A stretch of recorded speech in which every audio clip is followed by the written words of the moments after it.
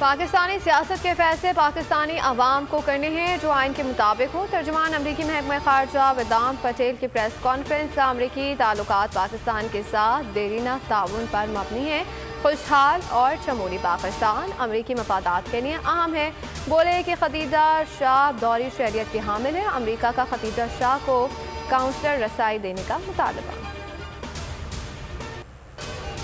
Election تب ہوں گے جب میں چاہوں گا۔ آصف علی زرداری کی ٹکٹ ہولڈر سے ملاقات میں گفتگو۔ کہا کہ 2 ماہ تک الیکشن نہیں کرا سکتے، کارکن صبر کریں، صبر کا وہ پھل ملے گا جس کا آپ کو اندازہ ہی نہیں۔ جیل میں رہ کر معیشت پر بہت سی کتاب پڑھی ہے، ملکی معیشت سنبھال کر ذخائر $100 ارب تک پہنچاؤں گا۔ سابق صدر کا دعویٰ، بولے کہ فوج کا خرچہ زیادہ نہیں، خواہ مخواہ پروپیگنڈا کیا جاتا ہے۔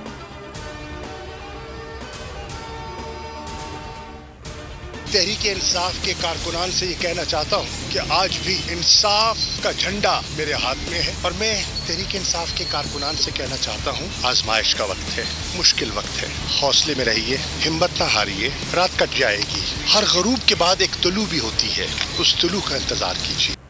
وائس شاہ میں تحریک انصاف کو عدالتی حکم پر رہا کر دیا گیا۔ اڈیالہ جیل کے باہر گفتگو کرتے ہوئے شاہ محمود قریشی نے کہا کہ ہزاروں کارکن قید ہیں، ان کی رہائی کی کوشش کریں گے۔ بولے کہ کارکنان ہمت نہ ہاریں، ہر غروب کے بعد طلوع ہے، انصاف کا جھنڈا میرے ہاتھ میں ہے۔ 1 ماہ قید تنہائی سے گزارا ہے، ساری چیزوں کا جائزہ لینے کے لیے وسیع وقت ملا ہے، اب اپنا تجربہ چیئرمین کو بتاؤں گا۔ ریاست کے اوپر حملہ کیا گیا اور اب کہا جا رہا ہے کہ جی یہ تو ہمارا سیاسی احتجاج تھا۔ یہ سیاسی احتجاج نہیں تھا، یہ سرکشی تھی۔ وہاں پہ حساس تنصیبات تھی، وہاں پہ حساس انفارمیشن تھی، ان کو یا تو جلا دیا گیا یا وہاں سے کمپیوٹر اور لیپ ٹاپ جو ہے وہ اٹھا لیے گئے۔ تو کیا یہ چیزیں جو ہیں یہ آرمی ایکٹ کے تحت نہیں آتی؟ 2018 میں اس تمام گناہوں کے اوپر جو ہے وہ پردہ ڈالا گیا۔ 9 مئی کے واقعہ سیاسی احتجاج نہیں، بغاوت تھی۔ شرپسندوں نے جناح ہاؤس میں لوٹ مار کی اور آگ لگائی۔ وزیر داخلہ رانا ثناء اللہ کی پریس کانفرنس کہا کہ ایک فتنے نے اداروں پر حملے کیے، ملک میں نفرت اور انتشار کی سیاست کو فروغ دیا۔ کارروائی آرمی ایکٹ کے تحت نہیں ہوگی تو کیا ٹریفک ایکٹ کے تحت ہوگی؟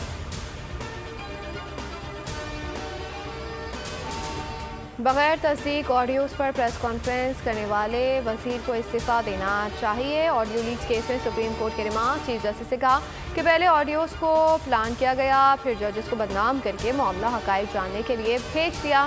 کیا خوبصورتی سے یہ کام کیا۔ بینچ پر اعتراض کی حکومت کی درخواست پر فیصلہ محفوظ، کارروائی پر جاری حکم امتناع برقرار رہے گا۔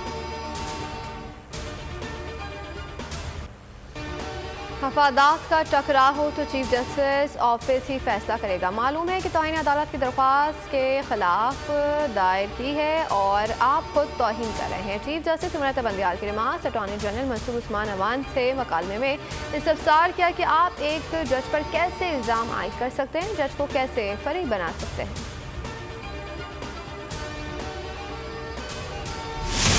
اور یہ عدالتوں پہ میں چاہتا ہوں کہ کوئی تو جا کے آرمی چیف کو بھی بتائے کہ قانون کیا ہے۔ اس طرح بتایا جا رہا ہے، جو وہ چاہتے ہیں وہ اسی طرح لوگ مشورہ دیتے ہیں۔ گھریلو خواتین ہیں، وہ آپس میں بات کر رہی ہیں، اور یہ دلچسپی کی بات ہے، حیرت کی بات نہیں ہے کہ مسلم لیگ نواز کے خلاف کوئی ویڈیو نہیں، آڈیو نہیں آتی۔ نون لیگ کے خلاف کوئی آڈیو نہیں آ رہی، یہ سوچنے کی بات ہے۔ اعتزاز احسن کا سوال، بولے 2 گھریلو خواتین آپس میں بات کر رہی ہیں اور اس کی آڈیو منظر عام پر آ گئی، مگر نون لیگ سے متعلق کچھ نہیں آیا۔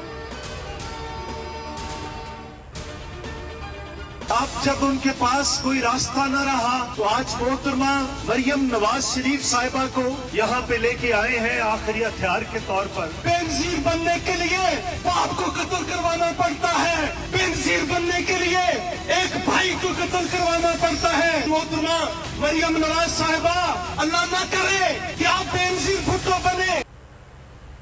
आज़ाद कश्मीर में ज़िम्न इंतखाब का दंगल सियासी पारा हाई। पीपल्स पार्टी रहनुमा ने मरीम नवाज पर तनकीदी तीर चला दिए। चौधरी मंसूर ने इलेक्शन मुहिम से खिताब में कहा कि मरीम नवाज को आखिरी हथियार के तौर पर यहाँ लाया गया। मरीम नवाज बेनज़ीर बनने की कोशिश न करें, आप मरीम नवाज सी रहें। बेनज़ीर भुट्टो बनने के लिए कुर्बानियाँ देनी पड़ती हैं।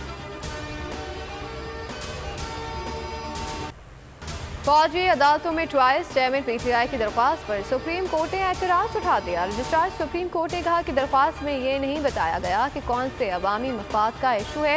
अदालत के आर्टिकल 184(3) के तहत तसल्ली बाशुकार शामिल नहीं है।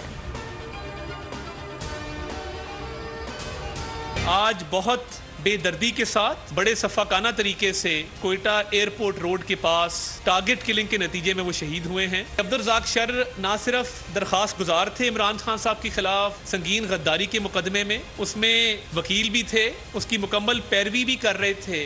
उनकी टारगेट किलिंग के जिम्मेदार इमरान अहमद न्याजी साहब हैं। कोयटा में सुप्रीम कोर्ट वकील के कत्ल के जिम्मेदार चेयरमैन पीटीआई हैं। आता तारड़ कहते हैं कि वकील अब्दुल रज़ाक के कत्ल में चेयरमैन पीटीआई को नामजद किया जाएगा। अब्दुल रज़ाक शर को टारगेटेड करके कत्ल किया गया, जो बार के सरगर्म रुकन थे।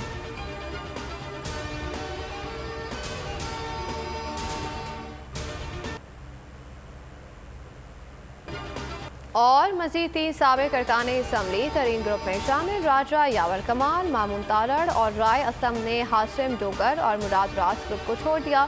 जहांगीर तरीन से मुलाकात के बाद शमूलियत का ऐलान।